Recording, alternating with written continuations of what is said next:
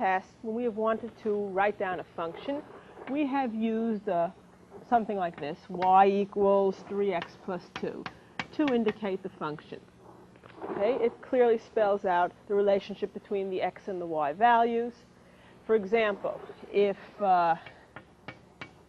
x equals 2, we can figure out the value that this function assigns to the value of 2. If x is equal to 2, y must be 3 times 2 plus 2, or y equals 8. Similarly, if x is equal to minus 3, y is equal to 3 times minus 3 plus 2, or y is equal to minus 9 plus 2, or minus 7. There is another way of writing down a function, which is sometimes more convenient. We use a so-called functional notation. That is, instead of writing y equals 3x plus 2, we write f of x equals 3x plus 2, meaning that the function f, okay, is the one that assigns to the value x, okay, the value 3x plus 2.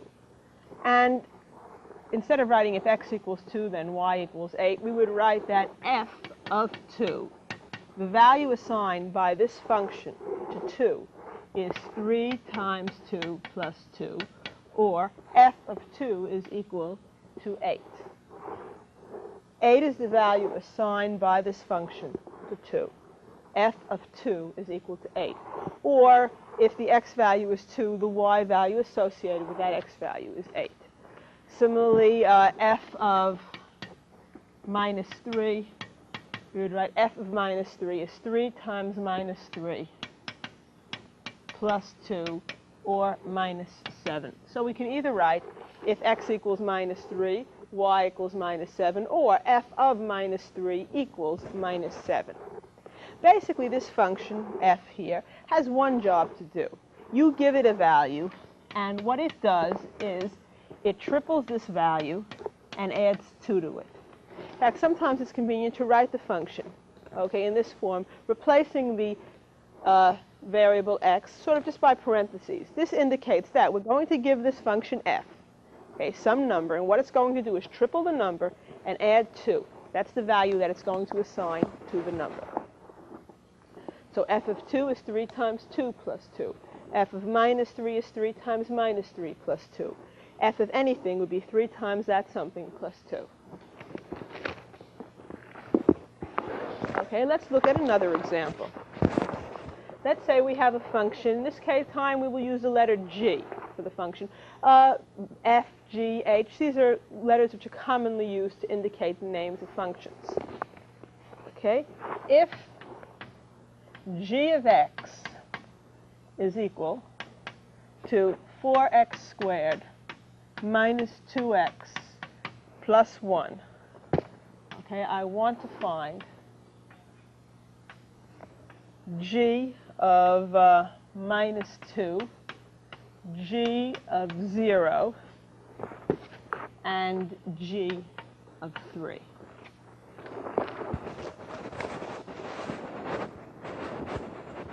Okay. The first thing I like to do is to rewrite the function to understand exactly what this function is doing. G of x is 4x squared minus 2x plus 1. You give this function g, okay, a number, and what it does is it squares the number, multiplies it by 4, subtracts 2 times the number, and adds 1, and gives out the final result. In other words, g of something is 4 times that something squared minus 2 times that something plus 1. Okay, so if you want g of minus 2, it's 4 times minus 2 squared minus 2 times minus 2 plus 1. In other words, you replace the parentheses. What's in the parentheses? Okay, you have the parentheses, you put a minus 2. And you figure out that this is 4 times 4. Minus 2 times minus 2 is plus 4, plus 1 here, 16 plus 5 for 21.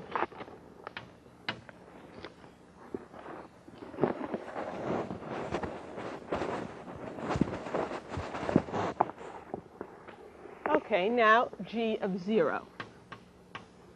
G of 0 would be 4 times 0 squared minus 2 times 0 plus 1. And of course, 4 times 0 squared minus 2 times 0, that's just 0, plus 1, giving us g of 0 is just 1. How about g of 3? If you want, you can try this on your own. Turn off the videotape machine and turn it back on after you found the answer. Okay, g of 3 would be 4 times 3 squared minus 2 times 3 plus 1. 4 times 9 minus 6 plus 1. 36 minus 6 is 30 plus 1 for an answer of 31. Okay, you can also substitute in, okay, instead of just a number, some sort of an algebraic expression. Okay, let's say we want to figure out what g of x plus h would be. Okay, now you might say, where did this come from? Well, those of you who are going to go on to study calculus, we very often want to evaluate a function at x plus h. Okay, let me start by rewriting what the function g does. G of something is 4 times that something squared minus 2 times that something plus 1. So g of x plus h would just be 4 times x plus h squared minus 2 times x plus h plus 1. And of course, we can expand this if we'd like.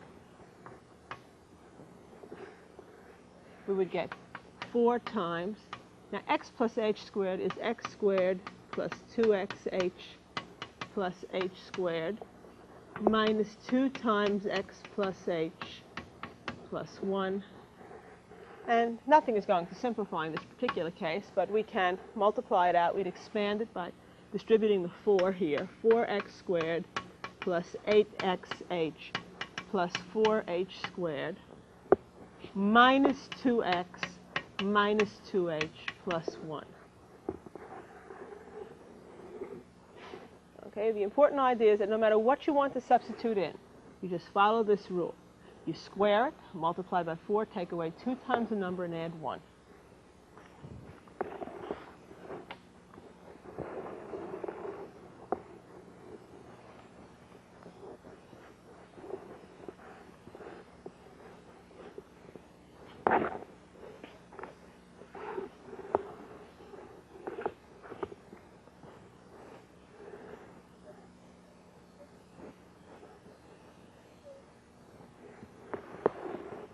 Okay, let's try another example. Okay, if f of x is equal to the square root of x minus 9, okay, I want to find f of 10, f of 13, f of 5, and f of r. Okay, remember that this function has one job. What it does is it takes a number, subtracts 9 from that number, and takes the square root. Understand how the function is being formed here. Okay, you give this function a number, it immediately subtracts 9, takes the positive square root, and gives you out the answer. Okay? So, for f of 10, we would have the square root of 10 minus 9, the square root of 1, or just 1. For f of 13, we'd have the square root of 13 minus 9, the square root, the positive square root of 4, or just 2. Remember, this means just the positive square root. You don't have plus or minus, just the positive square root. F of 5 would be the square root of 5 minus 9. And what would happen here? We'd have the square root of minus 4, which is not a real number.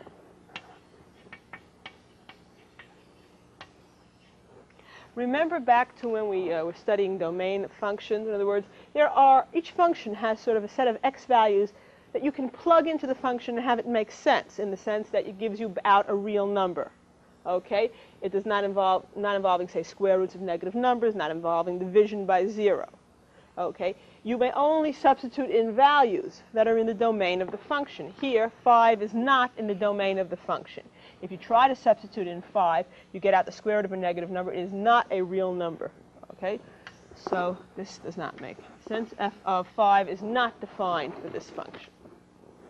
You cannot substitute 5 in.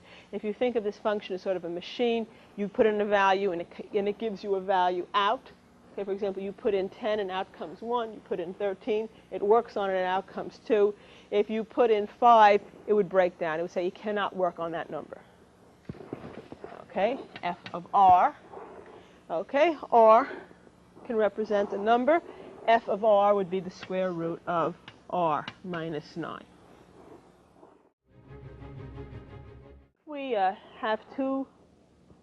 If we have two functions, say f and g, that have a common domain, let's say they have the same domain, we're not going to worry too much about it right now, two functions with a common domain, we can, using these two functions, form 4 other functions. Okay, let me write down the functions for you. We can take the two functions f and g. Okay, we have two functions. Two functions f and g with a common domain.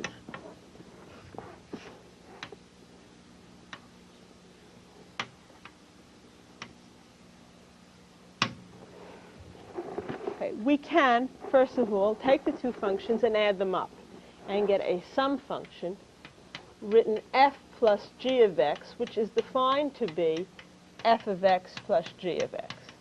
If you take two functions and add them together, you'll get another function. The name for this new function, we could call it h of x if you wanted. F is going to be a new function. But it seems more sensible to call it f plus g of x to indicate that the function was formed by adding the f and the g functions.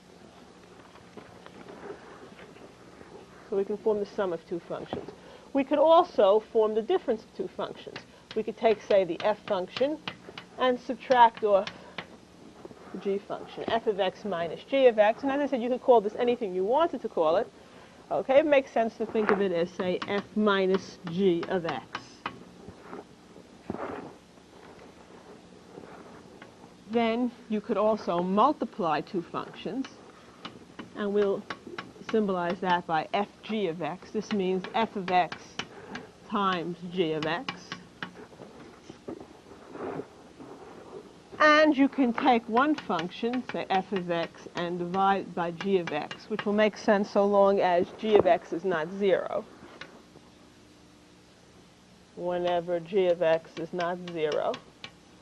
And we'll represent this as f over g of x. Of course, g over f of x would be defined in a similar way, g of x over f of x. Similarly, also g minus f would be g of x minus f of x. So taking these two functions, f and g, we can form 4 other functions. Let's assume that f of x is equal to 4x squared minus 2x plus 1. And now let's call g of x 3x plus 1. Okay, I'm interested in computing f plus g of 2. Okay, now, there are actually 2 approaches we could take. We could first form the function f plus g of x. Okay, let's say this is method 1. We form f plus g of x, and that's f of x, 4x squared minus 2x plus 1, plus g of x, plus 3x plus 1. That would give us 4x squared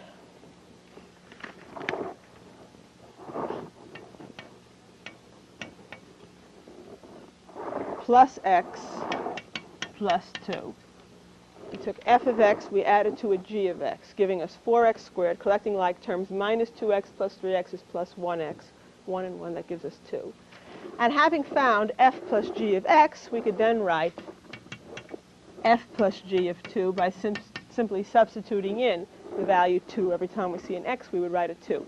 F plus g of x, okay, it's 4x squared plus x plus 2, so f plus g of 2 would be 4 times 2 squared plus 2 plus 2, giving us 4 times 4, 16, plus 2 plus 2, or 20.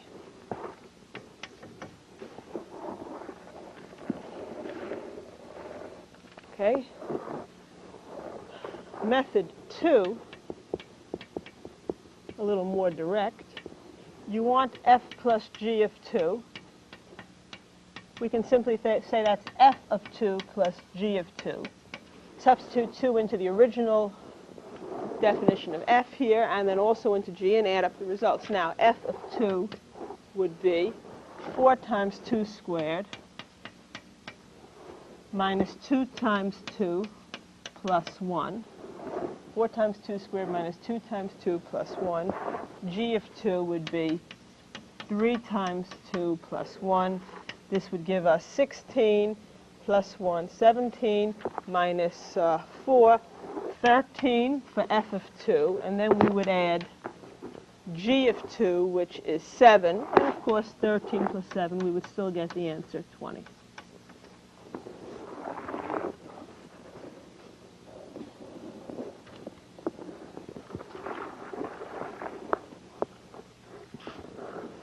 Let's say we want f minus g of 3.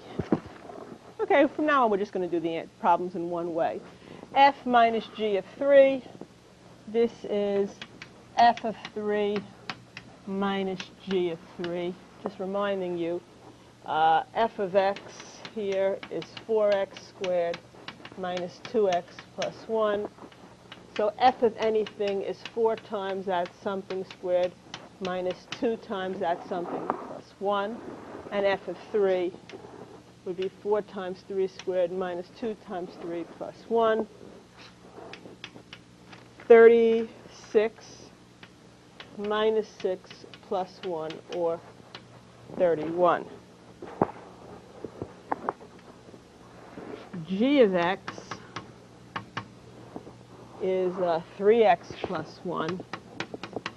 So g of anything would be 3 times that something plus 1, and g of 3 would be 3 times 3 plus 1, or 10. So finally, f minus g of 3, which is f of 3 minus g of 3, we will take the value for f of 3, subtract off the value for g of 3, giving us that f minus g of 3. F of 3 minus g of 3 is 31 minus 10, or 21.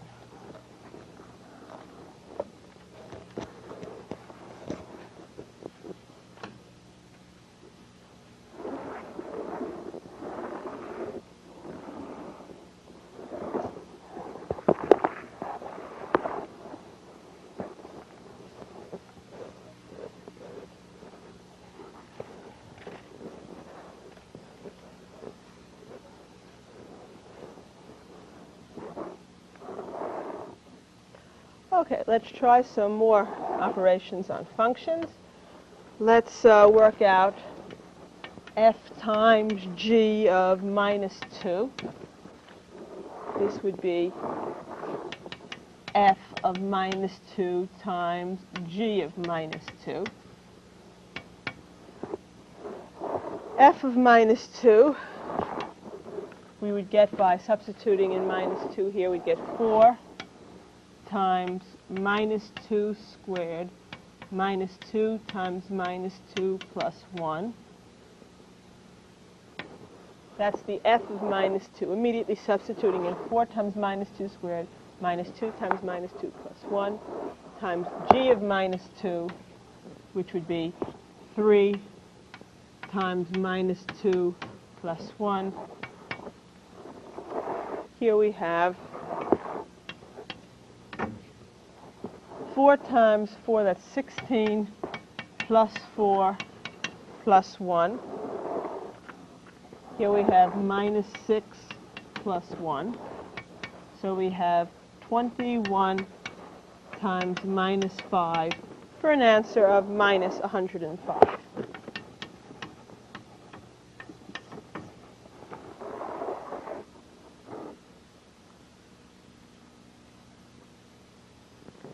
Okay, let's try another.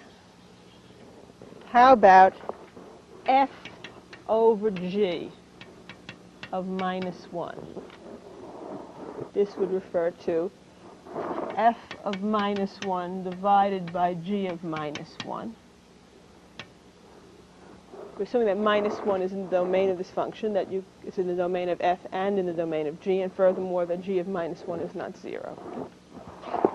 F of minus 1 means 4 times minus 1 squared minus 2 times minus 1 plus 1, substituting it into the f function. The g function, of course, triples the number and adds 1. So we get here 4 plus 2 plus 1. Minus 1 squared, that's plus 1. 4 times 1, that's 4. Plus 2 plus 1 over minus 3 plus 1. On the top we get 7. On the bottom we have minus 2. So we have minus 7 halves, or minus 3 1/2. Over here, we have taken two functions with a common domain. We have formed their sum, difference, product, and quotient. Okay. Working with two functions, f and g, it is also possible to form a fifth function known as the composite function, the composition of f with g. We would write this in the following way: f circle g of x, or f, this is defined to be f of g of x.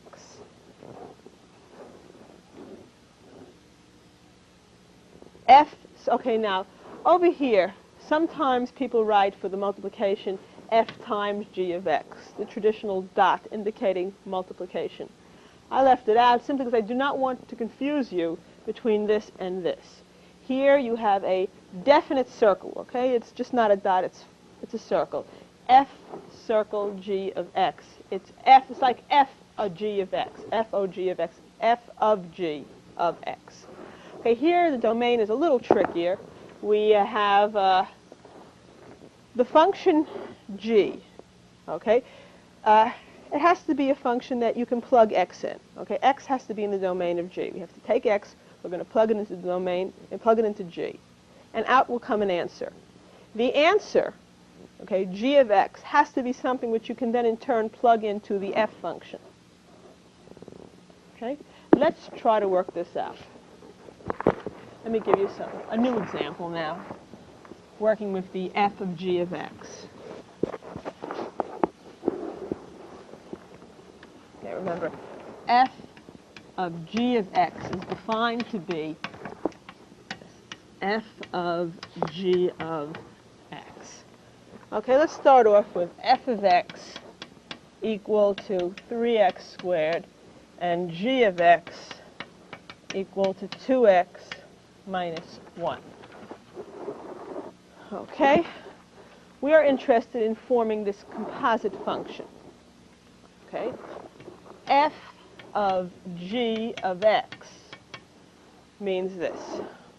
It's f of, now replace g of x by what it's equal to. G of x is 2x minus 1. In other words, it's f of g of x, that is f of 2x minus 1. Now let's understand this f and g, these f and g functions. The first function, the f function, has one job to do. You give it a number, any number, it squares it and multiplies by 3. F of x is 3x squared, f of 2 would be 3 times 2 squared, f of anything is 3 times that something squared. Okay, similarly, the G function has a job to do. You give it a number, it doubles the number and subtracts 1. Okay, it doesn't care if the number is written in the form 2x minus 1 or if the number is 5. Okay, after all, 2x minus 1, x is a number, 2x minus 1 is just some other number. Okay, it's ready to do what it has to do. You want f of this.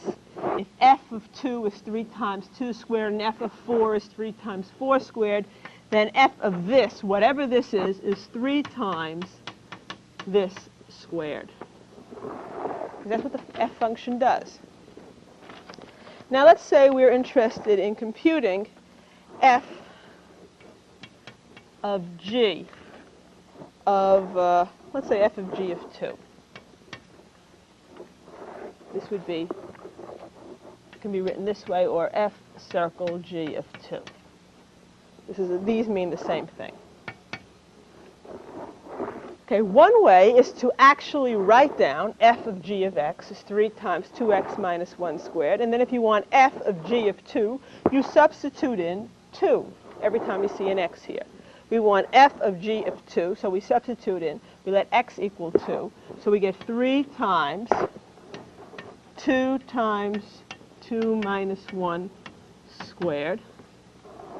Because f of g of x is 3 times 2x minus 1 squared, so f of g of 2 would be 3 times 2 times 2 minus 1 squared. Now 2 times 2, that's 4, minus 1, it's 3. So we get 3 times 3 squared, 9 times 3, or 27. There's also another way that we could go about forming this. Okay, let's say we didn't know first what f of g of x was. We could form f of g of 2 in the following way. We would say, look, we're going to take the value 2, substitute it into the g function, and see what we get out. And when we get out, we're going to plug that into the f function and see what comes out of there. Okay, in a sense, the operation is like this. We have two sort of black boxes here. One of them is the g function, and one of them is the f function. We're going to take 2, the number 2, and feed it into the g function and let it do its thing. Well, what is g going to do to 2? What does g do to anything? It doubles it and subtracts 1. So when you ask it to work on 2, okay, it'll get 2 times 2 minus 1, 4 minus 1. It will come out with the value of 3. We will then take the value that the g function provided us with, in other words 3, and feed that in to the f function. Now what does the f function do?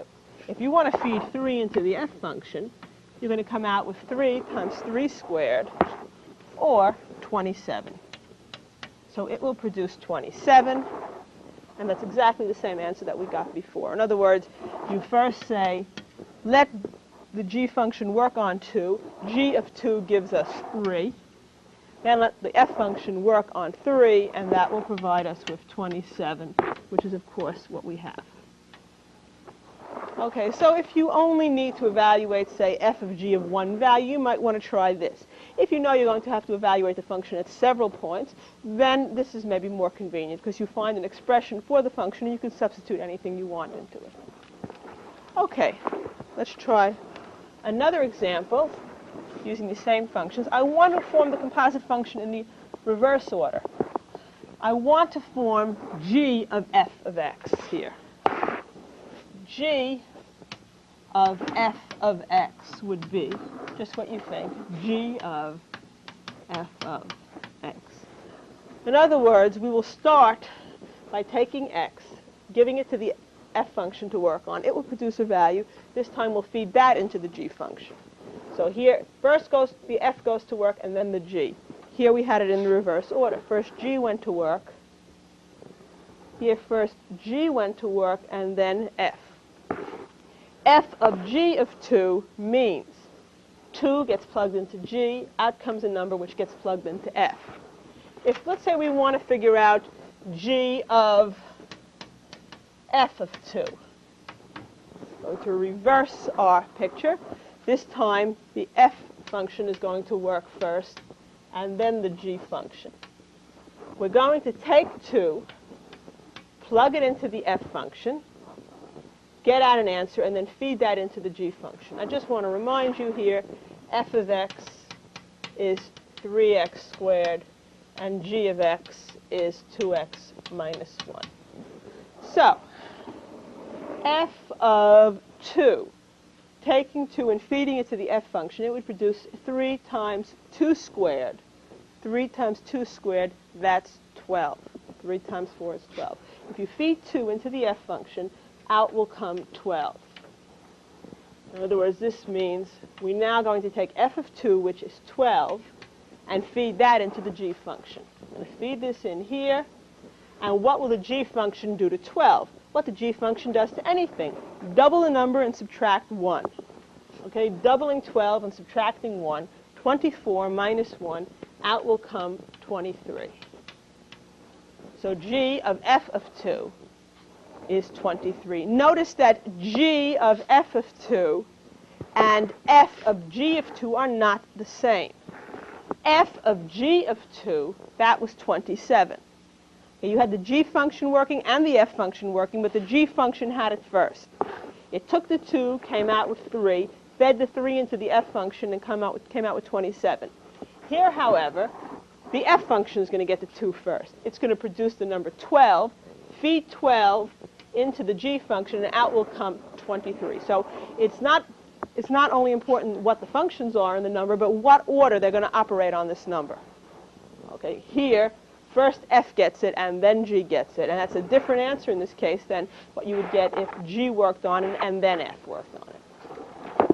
Okay, and what we can do is also in this case write down the actual expression